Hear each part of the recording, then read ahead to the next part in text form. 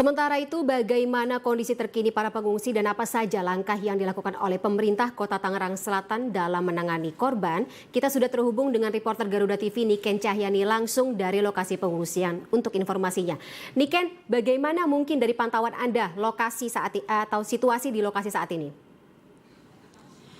Ya, selamat petang Fani dan juga pemirsa. Kondisi saat ini di mana lokasi posko pengungsian tempat terjadinya ledakan yang ada di Pamulang, Tangerang Selatan. Kita akan langsung memperlihatkan bagaimana kondisinya yang ada di musola dekat dari titik TKP atau ledakan. Dan juru kamera saya Vicky akan memperlihatkan bagaimana situasinya di posko pengungsian yang mana pada saat ini juga ada layanan darurat dari Dinas Kesehatan Daerah, tentunya dari Tangerang Selatan, untuk bisa melihat bagaimana kondisi kesehatan daripada pengungsi yang ada di posko pengungsian ini.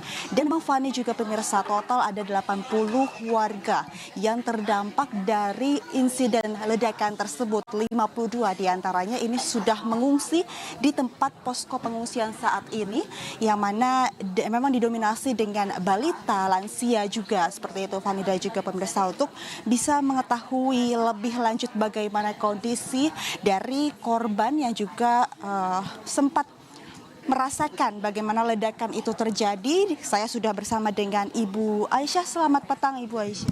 Selamat petang. Ya Bu Aisyah, kita berbincang sedikit sebelumnya, kita juga turut merasakan kesedihan bagaimana insiden itu terjadi ya Bu Aisyah. Dan bagaimana sih sebenarnya kronologi yang dirasakan Ibu pada saat itu, jumlah ledakan ada berapa dan Ibu melihatnya itu seperti apa Bu? Kalau saya ngerasain tuh kayak dari belakang rumah saya kayak bunyi kenceng gudug gitu, sama kayak angin gitu ya. Tapi sama kayak ada kayak kucing berantem gitu, udah kenceng. Terusnya abis begitu langsung dar gitu kalau yang saya dengar. Terus ya itu langsung ngelihat ke kamar anak saya dulu, yaitu plafon pada hancur ya, yang itu plafon kamar, langsung ke depan lari. Ternyata di depan tuh yaitu tetangga saya rumahnya tahu-tahu udah rata sama tanah gitu. Nah ini kalau yang Ibu dengar ledakannya ada berapa kali? Kalau saya sih dengarnya sekali, tapi kalau yang belakang ngomong 2 kali katanya gitu. Tapi kalau saya sekali ya Kak. Nah, kalau dari kondisi Ibu sendiri, kemudian juga anak Ibu, apakah ada yang luka atau seperti apa Bu saat ini? Alhamdulillah kalau keluarga saya nggak ada yang luka itu. Alhamdulillah. Baik, berarti hanya saja untuk rumahnya, bagian kamar anak Ibu ini hancur ya Bu ya. Nah Bu, untuk saat ini sudah ada bantuan pemerintah apa saja yang sudah diterima, dan mungkin Ibu ingin menyampaikan apakah ada kebutuhan lainnya yang belum diterima Bu? Udah banyak sih, maksudnya kayak snack gitu ya, dapur umum gitu. Pak Camat, Pak Pilar, Pak itu gue pada datang, udah lurah semua. Alhamdulillah udah pada cepat tanggap gitu. Kalau yang dibutuhkan paling apa ya, di sini kan ada itu ya, bayi yang butuh air panas karena nyusu ya kan, orang tuanya pada nggak ada.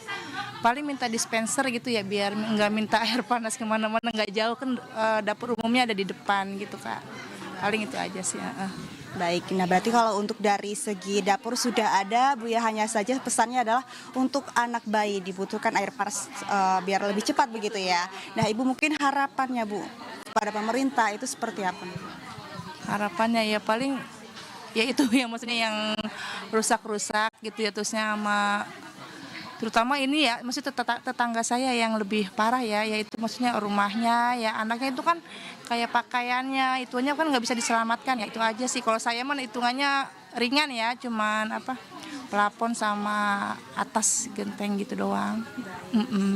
Terima kasih Bu Aisyah, semoga rumahnya segera diperbaiki, kemudian juga kebutuhan segera terpenuhi begitu ya Bu Aisyah. Terima kasih Bu.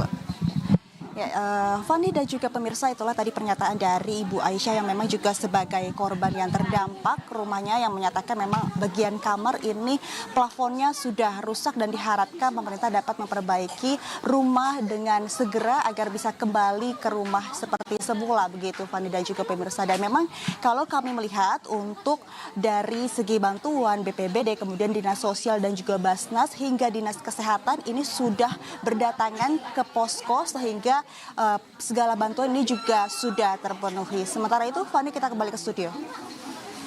Terima kasih atas informasinya Niken. Selamat kembali bertugas. Jaga terus kondisi Anda.